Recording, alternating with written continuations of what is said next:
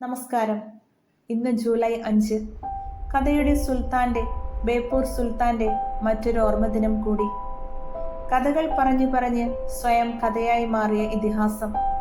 ഒരു എഴുത്തുകാരൻ എന്നതിലപ്പുറം മലയാളികളുടെ മനസ്സിൽ ചിരകാലം ജീവിക്കുന്ന മനുഷ്യത്വത്തിന്റെ കഥാകാരനാണ് വൈക്കം മുഹമ്മദ് ബഷീർ. 1908 ജനുവരി 21 വൈക്കം തലയോലപ്പറമ്പിൽ കായി അബ്ദുൾ റഹ്മാന്റെയും കുഞ്ഞിപ്പാത്തുവിന്റെയും മകനായിട്ടാണ് നമ്മുടെ കഥാകാരന്റെ ജനനം. തന്റെ ചുറ്റുമുള്ള ജീവിതത്തെ അദ്ദേഹം എത്ര സരസമായിട്ടാണ് അവതരിപ്പിച്ചിരിക്കുന്നത്. അദ്ദേഹത്തിന്റെ പ്രസിദ്ധമായ പാത്തുമ്മായുടെ ആടിൽ പാത്തുമ്മായുടെ ആട് പ്രസവിക്കുമ്പോൾ ബഷീർ ഉപയോഗിക്കുന്ന ഒരു ഭാഷയുണ്ട്. ലോകത്തൊരു എഴുത്തുകാരനും ഉപയോഗിക്കാൻ കഴിയാത്ത ഭാഷ. ദും പാത്തുമ്മായുടെ ആട് പെറ്റു. ഒരു പക്ഷേ ഇങ്ങനെ പറയാൻ ബഷീറിന് മാത്രമേ കഴിയൂ.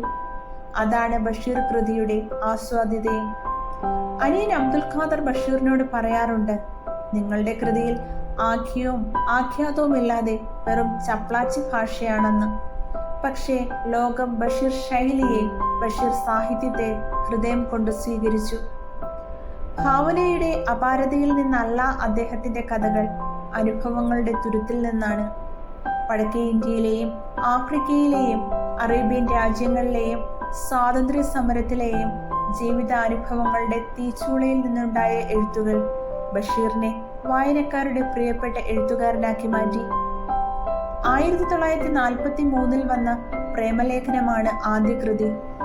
ബാല്യകാല സഖി, എന്റെ ഉപ്പുപ്പാക്കൊരു ആനയുണ്ടായിരുന്നു, ആനവാലും പൊൻകുരിശും, പൂവമ്പഴം, മതിലുകൾ, ശബ്ദങ്ങൾ, വിശ്വവിഖ്യാതമായ മൂക്ക് തുടങ്ങിയവ അദ്ദേഹത്തിന്റെ പ്രസിദ്ധമായ കൃതികളാണ്. പാത്തുമ്മായുടെ ആട്, ബാല്യകാല സഖി, എന്റെ ഉപ്പുപ്പാക്കൊരു ആനയുണ്ടാർന്ന് എന്നീ കൃതികൾ ഇംഗ്ലീഷിലേക്കും ഇന്ത്യയിലെ ഒട്ടുമിക്ക ഭാഷകളിലേക്കും തർജ്ജമ ചെയ്തിട്ടുണ്ട്. മതിലുകൾ, ബാല്യകാല സഖി, നീലവെളിച്ചം എന്നിവ സിനിമയാക്കിയിട്ടുമുണ്ട്. 1982 പത്മശ്രീ നൽകി രാജ്യം അദ്ദേഹത്തെ ആദരിച്ചു. ഒരിക്കലും വായിച്ചു തീരാത്ത ഒരു മഹാഗ്രന്ഥമാണ് ബഷീർ. ജീവിതത്തെ വളരെ ഗൗരവമായി കാണുകയും ലളിതമായി എഴുതുകയും ചെയ്ത എഴുത്തുകാരൻ. ഹിന്ദുവായ കേശവൻ നായരുടെയും ക്രിസ്ത്യാനിയായ സാറാമ്മയുടെയും മകന് ആകാശമിഠായി എന്ന പേരു നൽകി ആകാശത്തോളം വിശാലമായി ചിന്തിച്ച ഒരു മനുഷ്യൻ. മതവും ജാതിയും ഇല്ലാതെ മനുഷ്യരെ മനുഷ്യരായി മാത്രം കാണാൻ പഠിപ്പിച്ച മനുഷ്യൻ. ഈ ഭൂമി മനുഷ്യന് മാത്രമല്ല എല്ലാ ജീവജാലങ്ങൾക്കും വേണ്ടിയുള്ളതാണെന്ന് നമ്മെ ഓർമ്മിപ്പിച്ച മനുഷ്യൻ.